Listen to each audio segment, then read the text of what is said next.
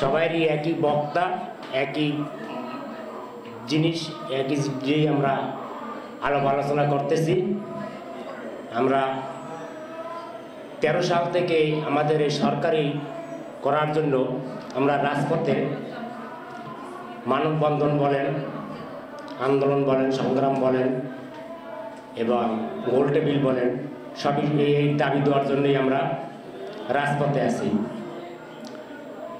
আসলে আমরা যে বৈষম্য শিকার, এটা কোনো সরকারই আমাদের এটা আমলে নিচ্ছে না।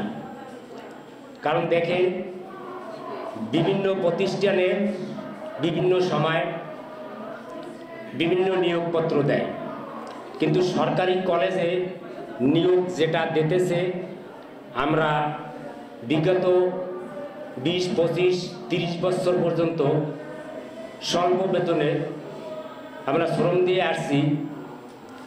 আমরা আবেদন করে আমাদের আবেদনটা গ্রহণযোগ্য হয় না, কারণ আর আবেদনও করতে আমরা পারি না, কারণ যে আবেদনের বয়স যেটা, সেটা আমাদের ওই কলেজে চাকরি করতে করতেই আমাদের বয়স শেষ হয়ে গেছে, যার জন্য আমরা আবেদন করতে পারি না। আর আবেদনও দেওয়ার জন্য যদি করে, তাও যোগ্য হয় না। কারণ কি, আমাদের ভিতরে যে যারা চতুর্থ শ্রেণী আছে, তারা অনেকেই, কিছু সংখ্যক লোক মেট্রিক পাস, আইএ পাস, আর কিছু আছে অষ্টম শ্রেণী পাস।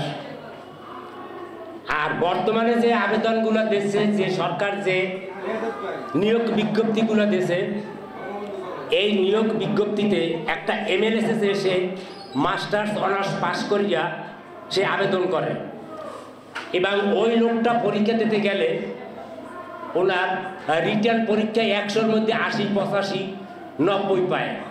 আর আমি যদি আবেদন করি, আমি তো 5ও লিখতে পারবো না, কারণ বোর্ডে যখন খাতাটা দেখে, ওই লোকটাই তো যে অনার্স মাস্টার্স পাস করিয়ে যে আবেদনটা করছে, উনি কিন্তু আবেদন করছে এসএসসির সার্টিফিকেট দিয়ে অথবা অষ্টম শ্রেণীর সার্টিফিকেট দিয়ে, কিন্তু উনি কিন্তু মাস্টার্স বা অনার্স উল্লেখ করে না এই আবেদনটায়।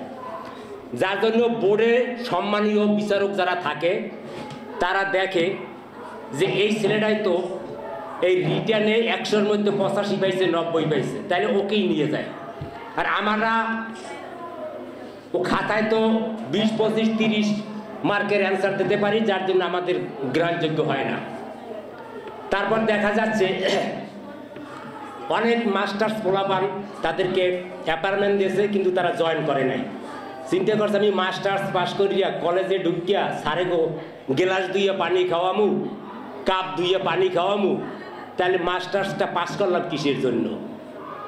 কিছু সংখ্যক লোক যোগদান করে, কিছু সংখ্যক লোক যোগদান করে না, ওই জায়গাটা খালি পড়ে থাকে। ওরা কিন্তু আমাদের কপালটা পড়ে। আর শিক্ষা মন্ত্রণালয় এবং ডিজি অফিসে যারা আছে, তাদের কথা তো বলার প্রশ্নই আসে না। সবাই আপনারা জানেন কিভাবে কি করে না করে, সবই আপনারা জানেন। তারপর ওনারা বিজ্ঞপ্তিতে একটি জিনিসে উল্লেখ করে যে বয়সটা শিথিল করা হবে। আসলে কাজের বেলা কিছুই না, শুধু মুখী। কারণ সে প্রমাণটা হলো যে 13 সাল থেকে যে আমরা আন্দোলন সংগ্রাম করে আসছি আমাদের দাবির জন্য, এতে শুধু সরকারের প্রতিনিধি হোক আর যাই হোক, শুধু আমাদেরকে আশার বাণী দেখাইছে, পিঠে পোষা দিয়েছে, ঠিক আছে তোমরা চলে যাও, তোমাদের ব্যাপার দেখতে আসি। ওই দেখা পর্যন্ত সই। আন্দোলনটা আসলে আমাদের একটা ব্যর্থতা। আমাদের এই কাজটা এই 18-19 বছর পর্যন্ত আমাদের কাজটা থাকে না। এটা 2-1 বছরের মধ্যে, 2-6 মাসের মধ্যে এটা ফয়সালা হয়। কারণ সেই জিনিসটাই আমরা নামি না। একটা কারণ যে আমরা শিক্ষা প্রতিষ্ঠানে চাকরি করিয়া, বিসিএস ক্যাডারের সাথে ওঠা বসা করিয়া মোটামুটিভাবে আমরা একটা জ্ঞান অর্জন করছি। আপনি দেখেন, করোনাকালীন সময় যে শিক্ষা প্রতিষ্ঠানটা বন্ধ রয়েছে, এতে কোনো ছাত্রছাত্রীর কিন্তু বেঘাট কিন্তু ঘটে নাই। সরকার ঠিক টাইমের মতোই তাদের পরীক্ষা নিয়ে পাশ করা হোক, বিনা পরীক্ষায় পাশ করা হোক, যেভাবেই করাইছে, এতে কোনো সমস্যা হয় না। এই যে মাঠে আন্দোলন করতে নামে, একটা রুগী যদি মেডিকেলে আসে, তাই মেডিকেলের নার্সেরা ডাক্তারের কর্তব্য ওই রুগীটারে ভালো করার জন্য। তাইলে এই ডাক্তার আর নার্স যদি রোডে নামিয়া আন্দোলন করে, তাদের যদি দাবিটা সফল হয়, তাহলে আমাদের দাবিটা সফল হবে না কেন? কারণ আমাদের একটা ব্যর্থতা যে আমরা শান্তিপূর্ণভাবে আন্দোলন করে আসছি। রাস্তায় দাঁড়াইয়া রাস্তার সাইডে একটা লোক হাইটে গেলে আমরা সামনে আগাই যে লোকটা চলে যাও। আর বিগত আমল থেকে যারা মাঠে নামে আন্দোলন করছে তাদের আন্দোলন সফলতা হয়েছে, কারণ তারা রাস্তা আটকাইয়ে দিয়েছে, গাড়ি ভাঙছে, ভাঙচুর করছে। আপনি আজ এখানে কয়জন মানুষ আছেন, এই কয়জন মানুষ প্রেস ক্লাবের সামনে নামে রাস্তা আটকাইয়ে দেন, দেখবেন মিডিয়া কিভাবে আসে এবং প্রশাসনের লোক কিভাবে আসে এবং বড় বড় মন্ত্রণালয়ের লোক কিভাবে আসে। দেখো ওখানে কি হয়েছে, তাদের কাছে যাও। কারণ আমরা এইটা করতে পারি না, করি না। শিক্ষা প্রতিষ্ঠানে চাকরি করিয়া আমরা কিছু না কিছু জ্ঞান অর্জন করছি এই জন্য।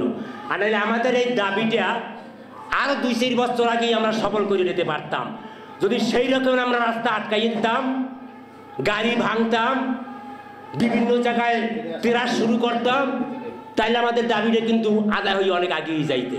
কারণ আমরা ওই পথে যাইতে চাই না, আমরা শান্তিভাবে আমাদের দাবিটা দেখি আদায় করা যায় কিনা। আর যদি শান্তিপূর্ণভাবে আমাদের আদায় করা না যায়,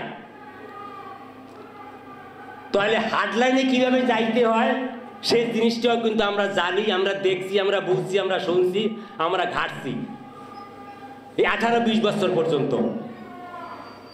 তারপরও আমরা বাংলাদেশকে, যে কোনো সরকারকে আমরা কোনো বিতর্কিত ফালাইতে আমরা চাই না, কারণ এটা হলো শিক্ষা প্রতিষ্ঠান। সরকারের যে সরকারই আসুক, সরকারের একটা দিকেই নজর দেওয়া উচিত, সেটা হলো শিক্ষা প্রতিষ্ঠান দিকে। আপনি দেখেন শিক্ষা প্রতিষ্ঠানের নজর দেয় কোনটা দেয়? প্রমোশনের জন্য বিসিএস ক্যাডার যারা আছে তাদের প্রমোশনের জন্য ত্রাস লাগিয়ে যায়, কে আর কখন প্রমোশন হবে, কিভাবে হবে না হবে, তারা আন্দোলন করে প্রমোশনের জন্য। এবং তাদের বেতন ভাতার জন্য সরকার আসছে 5 মাস হয়েছে, তত্ত্বাবধায়ক সরকার যাই হোক, সে আইয়া অলরেডি সরকারের কিন্তু একটা সরকারি কর্মকর্তা কর্মচারী একটা মহার্ঘ ভাতা ইতির ভিতর ঘোষণা করে দিয়েছে। এবং জনস্বাস্থ্য মন্ত্রণালয়ের সচিব সাহেব উনি অর্ডার পাওয়া মাত্রই উনি কিন্তু কমিটি করে দিয়ে ফেলাইছে, হয়তো তারা জানুয়ারি মাসের মধ্যেই সে জিনিসটা পাবে। বাংলাদেশে কত হাজার সরকারি কর্মচারী আছে, আর আমরা সরকারি কলেজে মাত্র 6000 কর্মচারী আছি। এই 6000 কর্মচারী যদি সরকার ডাইনেট না বাওয়াত দিয়ে একটা কাগজে লিখতে দেয়, শুধু বাওয়াত, ডাইনেট লাগে না, তাইলেই কিন্তু আমাদের ফয়সালাটা হয়। আসলে আমাদের এই ফয়সালাটা ওনারা কিসের জন্য যে বাজাইয়ে রাখছে, কি জন্য ধৈর্য রাখছে, কি করে না না করে, এক উপরাল্লাই জানে। আমাদের দিকে ওনাদের কোনো নজর দৃষ্টি নাই।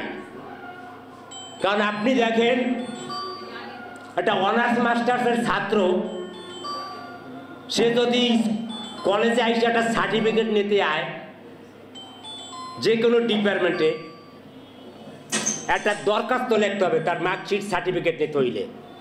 তা ওই ডিপার্টমেন্টের আমার যে কর্মচারী ভাই কর্মরত আছে, ওনার কাছে জিজ্ঞাসা করে যে ভাই আমার সার্টিফিকেটটা নিতে হবে, মার্কশিটটা নিতে হবে, বা একটা দরিদ্রতা অভিযোগ ফর্ম ফিল আপ করতে হইবে। আমার যদি ওই ভাইটা 8ম শ্রেণীও থাকে, তাহলে সে কিন্তু জানিয়া শুনিয়া জ্ঞান অর্জন করিয়া দরখাস্তটা কি লিখবে সে কিন্তু বলে দিতে পারে। আর মাস্টার্সের ওই ছেলেটা কিন্তু দরখাস্ত লিখতে গেলে হিমশিম খায়। আপনি একটা জিনিস চিন্তা করে দেখেন, এই যে ইঞ্জিনিয়ার যারা আছে, ইঞ্জিনিয়ার সাইডে যে রড মিস্ত্রি যে ভাই কাজটা করে, উনি কিন্তু পড়িয়ে লিখতে রড মিস্ত্রি হয় নাই, উনি কিন্তু হাতে প্রশিক্ষণ দিয়া রড বাঁধতে আছে, ঢালাই দিতে আছে, উনি কিন্তু কোনো ইঞ্জিনিয়ার না।